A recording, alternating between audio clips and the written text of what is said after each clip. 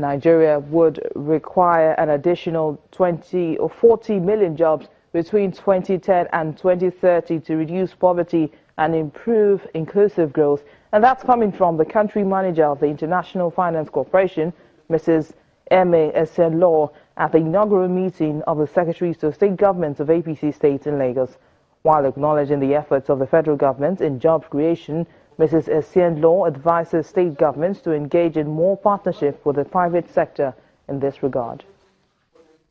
We've seen relatively high levels of growth in Nigeria for a good 10-year stretch of a period of time. But again, that growth did not translate into sufficient reduction in poverty in the country. And that's largely because there hasn't been a parallel diversification of the sources of labor income for low-income families. And this is something that it's going to be very important for government to really try and address. So the Nigerian economy needs to create many more jobs, but some jobs are more beneficial for development than others. And I think it's important to keep that in mind.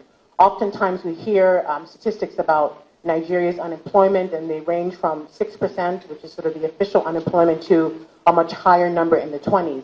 And that's because that differential is really around good jobs. Once we start focusing on improving the country's competitiveness in key industries, not every industry, but key industries, then we have the maximum impact to create good jobs for Nigerians.